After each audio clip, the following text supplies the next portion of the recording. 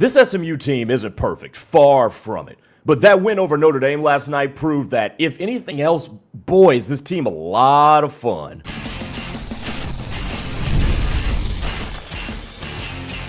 You are Locked On SMU, your daily podcast on the SMU Mustangs, part of the Locked On Podcast Network, your team every day. What's going on, everybody? Welcome to Locked On SMU here on the Locked On Podcast Network, your team every single day. Appreciate you making us your first listen of the day and for making the Locked On Podcast Network the number one sports podcast network that is available. My name's Grayson Singleton. So glad you're joining me here on a Wednesday, and our episode today is brought to you by our friends at FanDuel. The winter games are on, and there's no better way to follow them than with a bet on FanDuel. FanDuel, play your game. Coming up on the show today is the way SMU plays a gift and a curse. We'll talk about if that is helping or hindering SMU as exhibited by last night's game over Notre Dame. Plus, the ACC continues to be a gauntlet, and it's exemplified by how close SMU is to really being in the top five. So we'll discuss all of that today here on Locked On SMU. But first, let's talk about last night. And my takeaway from last night is pretty simple. This team is just a hell of a lot of fun. It's a hell of a lot of fun. They're not perfect. They're not always buttoned up. They'll give you a heart attack. They'll throw you for a loop. But boy, is this team a hell of a lot of fun. And it is a fun team to watch. Regardless of whether or not they beat somebody by the margin that you assume they would, regardless of if they come out a little bit slow, it's a fun team to watch. And last night, it came from all different directions. At halftime, it was Boopie Miller doing the thing. 18 points in the first half. And a little bit plus. Jaron Pierre was not very good through the first 22 minutes of that game. But their best player showed up and led the charge offensively. The team was not good defensively. Told you on Tuesday before the game that Notre Dame, they can catch fire and get hot from three, and they certainly did. Serta had a really good game. Shrewsbury played well too. But Boopie Miller was the one leading the charge in the first half. Corey Washington got himself involved with a couple of early threes, ended up with 14 points on the night. And then everybody else came along in the second half. And Jaron Pierre Jr. got going. And he became the superstar that I told you he was earlier this week in one of our first two episodes. Jaron Pierre came alive, knocking down threes, getting active defensively. Obviously, you got the windmill slam that came out of nowhere and really just got the whole place on its feet. And it seemed as if that right there is what propelled SMU to victory. Now, Notre Dame would go on to make one more push after that, but ultimately that's what got SMU over the top and really brought the energy back into the stadium. This team is not perfect. They did not defend well. Notre Dame shot 9 percentage points better from three than they normally do. They shot 9 percentage points better from the field than they do over the course of the season. But in the end, SMU came out with the win. They played a game in the high 80s. They had enough scorers to do their thing.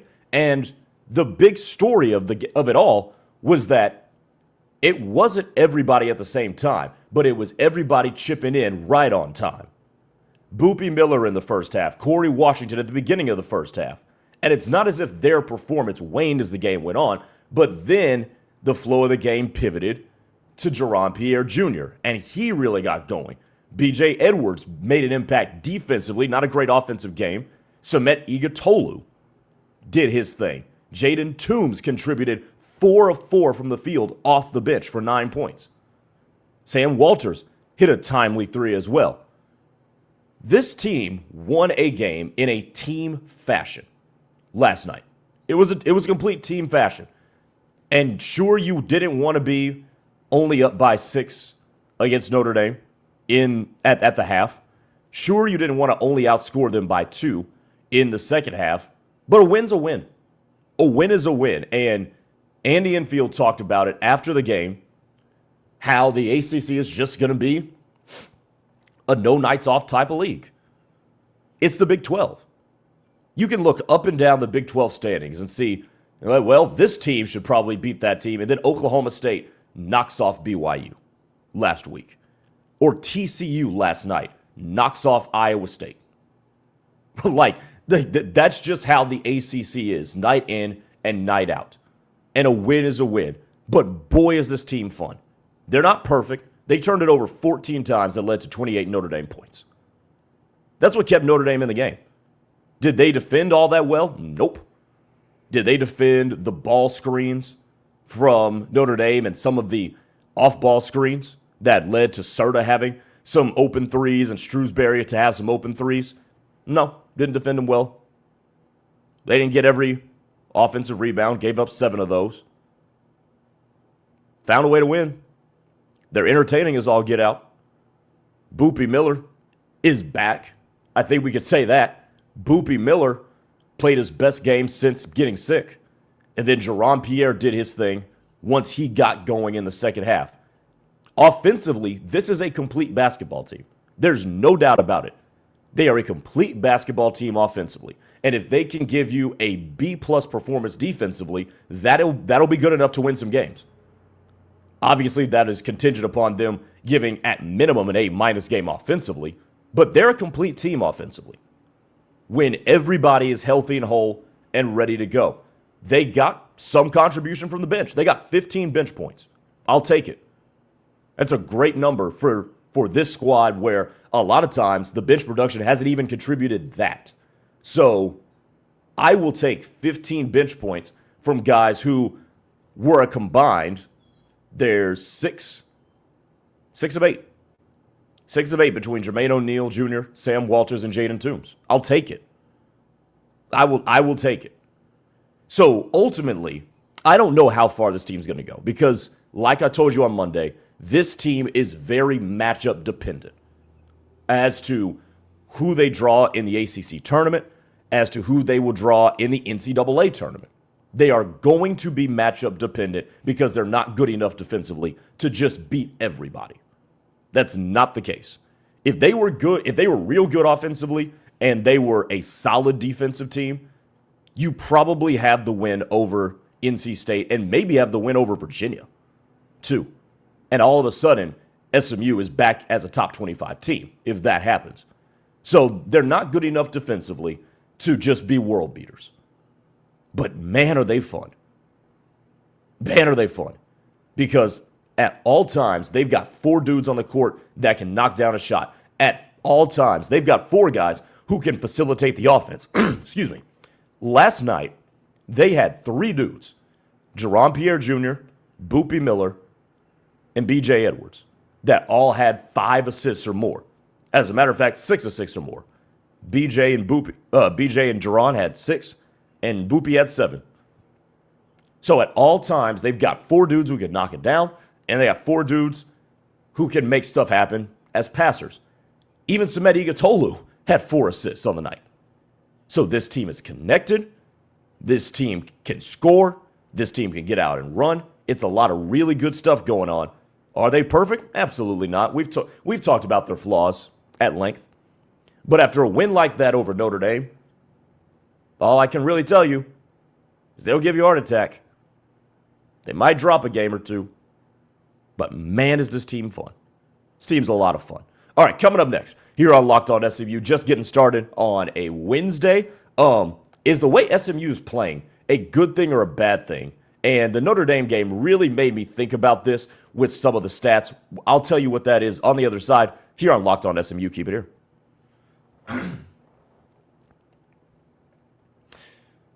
But first, I want to tell you about our friends at Indeed. Hiring isn't just about finding someone willing to take your job. It's about finding the right person with the right background who can actually help move your business forward. And if you want candidates to match what you're looking for, Indeed Sponsored Jobs is the move. Because instead of hoping the right person just stumbles across your post, Indeed helps you match with quality candidates by boosting your job listing to the people who fit your specific criteria, like skills, certifications, and location. So if I were hiring, I wouldn't just want someone who could just help. I'd want someone with real experience who could jump right in. And that's what I like about Indeed. You can get specific and target exactly what you need. It saves time because you're spending less energy sourcing through mismatches and more time interviewing candidates who actually could be a fit. And here's a stat that says it all. In the 1 minute I've been talking to you, companies like yours have made 27 hires on Indeed, according to Indeed data worldwide. If you're hiring, spend less time searching and more time interviewing candidates who check all of your boxes with Indeed-sponsored jobs. Listeners of this show will get a $75 sponsored job credit to help get your job the premium status it deserves at Indeed.com/podcast. That's Indeed.com/podcast. Terms and conditions apply. Hiring, do it the right way, and do it with Indeed.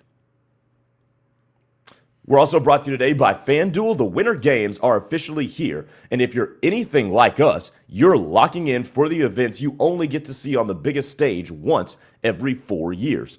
And that's why following the winter games on FanDuel just makes sense. From medal counts to individual events to finding your angle on the sports you care the most about, FanDuel gives you more ways to stay connected to the action. The drama of curling matches that start slow and then just somehow just get intense real fast, or speed skating races that are decided by inches and milliseconds.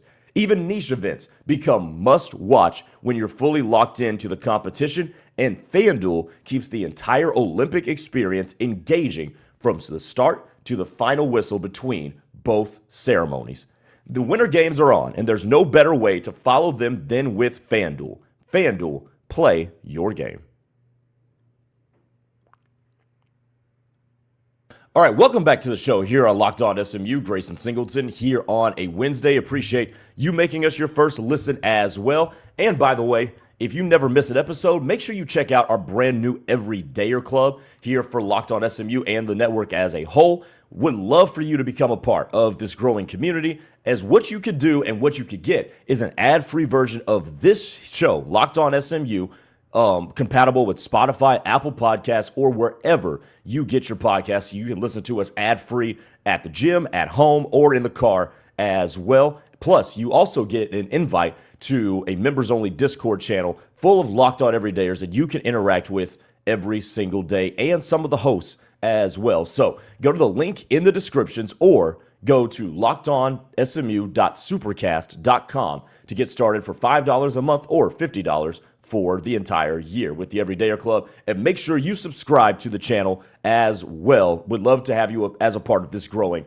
Locked On SMU show and community. Okay, is SMU's brand of basketball helping or hindering them? Is it good or bad, a blessing or a curse?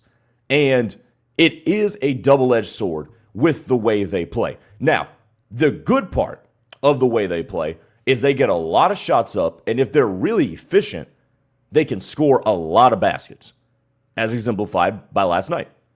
SMU scored 89 points.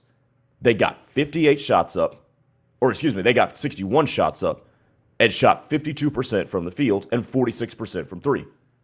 That is a great offensive day. And it is made possible by the way that they play. They get up and down the floor off of missed baskets. They collected 12 turnovers, a lot of them live ball turnovers. They're really good at that. And they can get out and run and have highlight reel dunks like Jaron Pierre's last night. Their pace of play, because they're so used to it, is actually really good. It gets Boopie Miller in the open floor, which is huge for an undersized guard. Gets him playing against defenses that are in the scramble drill. Allows him to make plays for other people who are hyper athletic and they can attack against a defense that is not set. So there's a lot of really good things that the brand of basketball and the pace of play makes for SMU. Does it set you apart? Not necessarily, because a lot of teams can get up and down because that's just the version of basketball that most college kids grew up with now. With the AAU system, a lot of people are used to getting up and down, but SMU does it in a pretty controlled fashion for the most part. Now, the times they are not is what leads me to this conversation. as to whether this can be a good or a bad thing. Clearly, this can be a good thing because SMU is leading the ACC in scoring, and they've been the best scoring team in the ACC for the majority of the season, if not all of it. The bad side to this is, and this will be the case for most teams that play at the tempo that SMU does, is that it hurts their defense, and they can turn the ball over a lot. So, the Mustangs turned it over 14 times against Notre Dame. The Irish turned that into 28 points. Translation, not good. Just not good. It's terrible. Absolutely unacceptable. You're not going to beat a lot of good teams when you turn the ball over in the mid-teens and the other team turns it into 2 points per turnover. Like, that's not going to cut it. That's not a recipe for any sort of success. Now, on the flip side of all of this, SMU still won the game, but you also have to realize that Notre Dame was a quad 3 opponent. So, any sort of bad things that you survived in this one are not going to just be something that you want to continue doing the rest of the way when you play a team like even Syracuse on Saturday or a Louisville team on next Tuesday. So, something that they definitely have to get cleaned up. But there also is the defense factor to all of this. And I do wonder if it makes SMU's defense look worse when they play this up-tempo style of game. Now, does Notre Dame shoot as well from the field without the litany of SMU turnovers? Probably not. But getting up and down like that not only can put the defense in scramble, but it also can get you in precarious situations defensively as well. And what I noticed in the Notre Dame game is that when Notre Dame was in a secondary break and SMU kind of retreated, but Notre Dame was still flowing with their offense, they were getting into their ball screens. The guards were getting paint touches and then kicking it out. That sometimes had to do with the fact that the pace of the game was flying up and down, and SMU's defense, while it got back, never necessarily got all the way set. Now, there is a fix to this because you can be an offense that plays at a high tempo and your defense still get back and set up. But that takes a lot. It takes a lot, and it actually takes a lot of beating down the opponent to do it as well. And SMU is not beating down opponents right now because at the onset of games, they're not getting enough stops. They're not getting enough stops at the onset of games, and they still, for the life of me, do not pressure the ball enough. So there is a way to combat that. There is a way that SMU can make this work. The problem is they still lack in some critical areas to make that work. They still give up way too many paint touches, and they still don't pressure the ball enough. Now, they did a decent enough job, and a decent enough job by me is basically me saying it didn't stick out like a sore thumb with closing out on shooters. Even then, Notre Dame got open shots and knocked them down. Now, look, Serta hit a big three from like 38 feet from the basket. Nothing you can do about that. just nothing. Some of those shots they hit last night were just absolutely nothing you could do anything about except pat them on the behind and get back and play offense. Just happens. But I'll say this. I wonder if they slowed it down a notch and they extended their ball pressure and put better pressure on the ball, shall I say. I wonder if they play a little bit better defense. Like, I do wonder if the pace that they play, if they don't win the turnover battle, is hurting them defensively. Because just like they can play in the open floor, a good team that can hit the three ball can expose you if you are not all the way set, especially against an SMU team that gives up paint touches like they do. So, do I want SMU to completely slow down? No, I do not. What I am saying, though, is that there's a double-edged sword. It's a two-sided coin to playing the brand of basketball that SMU does if they continue to give up paint touches and if they continue to turn the basketball over. It hinders you on offense. It hinders you on defense in a certain regard. So going forward, here's what I think SMU could do. Number one, it's going to start with hounding ball handlers. They have got to be a better team at hounding ball handlers and making them more uncomfortable. The initiators of the offense have got to be more uncomfortable. I think that leads to fewer open shots. It leads to fewer catch and shoots. It leads to fewer paint touches as well. And maybe they don't do it because there's somebody on the floor that they feel like cannot stay in front of somebody. Maybe that's the case. But that, I think, has got to be better, and that's been something that I've been saying ever since the beginning of the season, that they need to put more pressure on the ball.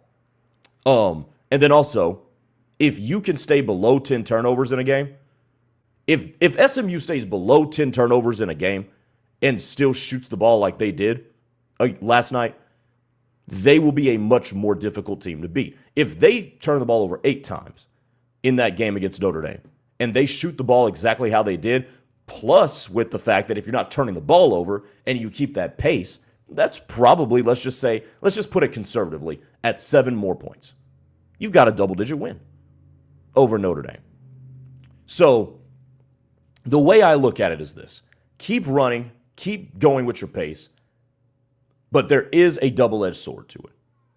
So for the Mustangs, I love their identity. It's a gift and a curse.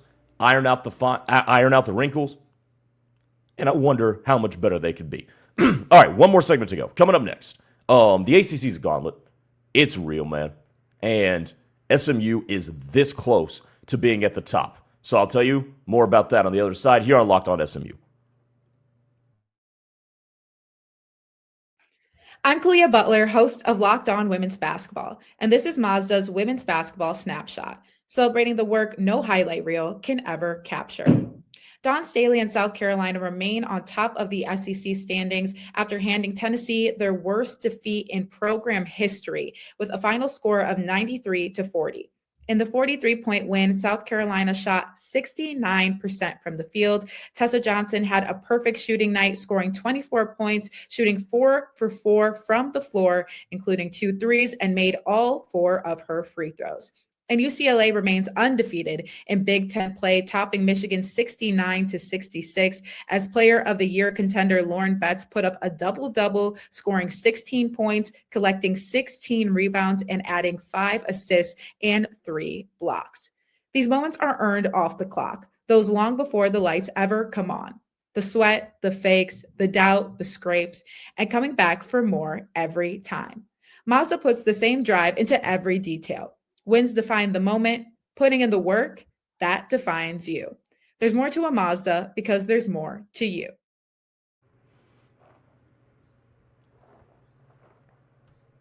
All right, final segment here on Locked On SMU. Thanks for joining us here on this Wednesday. And let's go into the ACC for a second.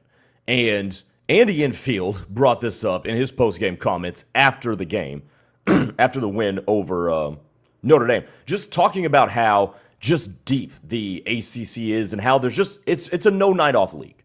It's a no night off league. Everybody can beat anybody, and this is what the coach had to say. Quote, "The ACC is outstanding this year. There are no easy games. I know Notre Dame has lost a few and the record is not as good as some of the other teams, but they're very talented. You saw it tonight. They make threes, they put pressure on you. Harrelson drives the ball, they have bigs that are skilled. And our league is very good. So every game you play, whether it's home or away, you have to be prepared for a very tough game. And today was. And last night was. Last night was a tough game. But if you look at the ACC standings, there's no way you can convince me that SMU, even as good as the ACC is, even as much of a gauntlet as the ACC is, there's no way you can tell you're going to convince me that SMU can't win multiple games in the ACC tournament. Now, do I think the Mustangs can win the ACC tournament? That to me is highly ambitious, knowing this team. But look at who's at the top of the conference. A Virginia team that SMU lost to by 4.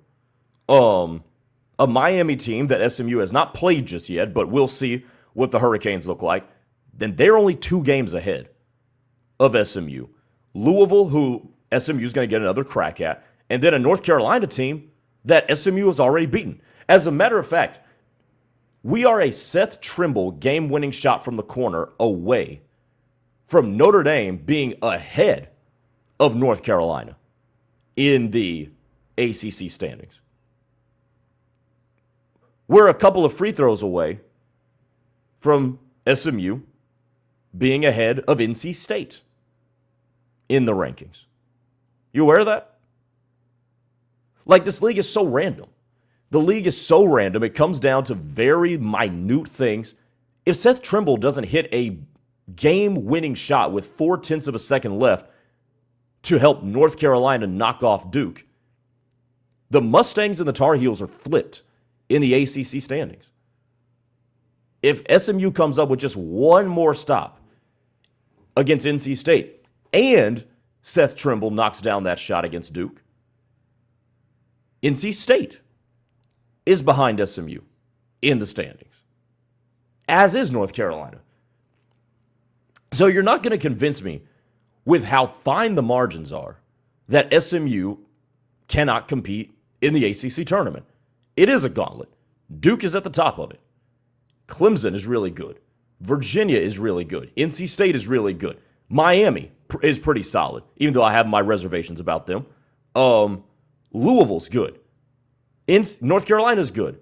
SMU is right there at the back end of all the really good teams. Virginia Tech is still lurking around. And then you've got Cal, who has been a perpetual bubble team as recently. The ACC, I looked this up last night. The ACC has 5 teams in the top 25 this week in the AP rankings. They are tied with the Big Ten for the second most teams in the top 25 behind the Big 12 that has 6. The Big 12 is undoubtedly the best basketball conference this year. There's no doubt in my mind about that. I don't think there's an argument to the contrary. I think the ACC top to bottom is better than the Big Ten.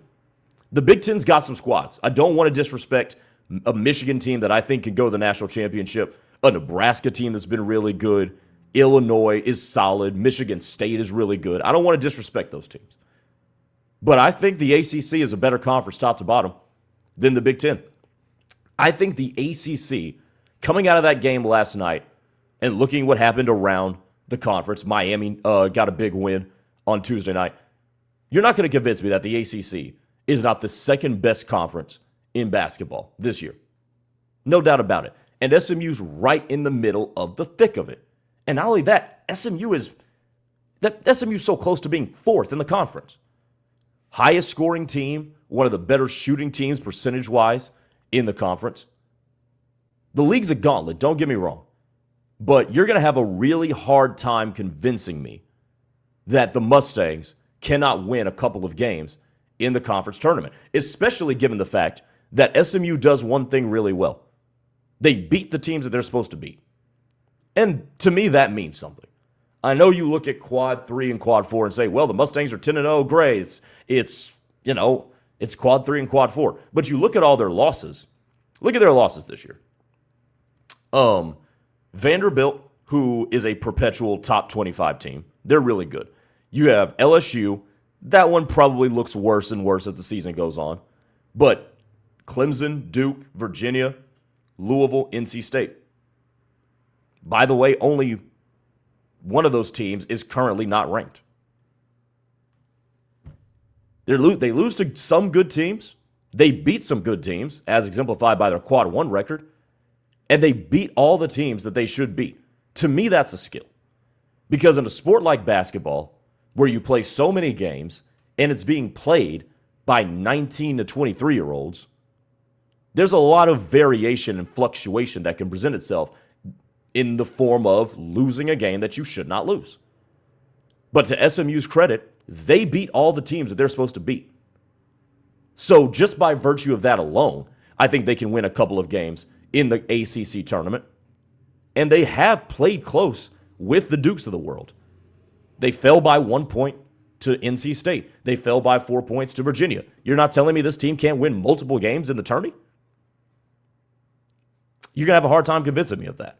Will they need to get better defensively to make a real run? Absolutely. 1,000%. They're not going to be able to play this level of defense and win a big-time game in the conference tournament. But they can get to those games, and they can hang, and they've got shot makers down the stretch that could potentially make big-time shots. So it ties all the way back to the beginning of the show. The ACC is a gauntlet. The ACC, for my money, is the second best conference in college basketball. SMU is not perfect, but they're a lot of fun, and they're incredibly capable of winning big games in the ACC tournament. The ACC is one of the better conferences in the country, and the Mustangs are right in the middle of it, and they are competitive in it. All right, that'll do it for Locked On SMU here on this Wednesday. Appreciate you making us your first listen of the day. And if you haven't already, make sure you check out the Locked On Everydayer Club. Get an ad-free version compatible with all major podcast distributors of this show, plus members-only Discord access. For those of you on YouTube, make sure you make our national Locked On Podcast Network YouTube channel your second listen of the day. For those of you on audio, make sure you make Locked On College Football your second listen of the day as well. All right, we'll talk to you guys tomorrow. Take it easy.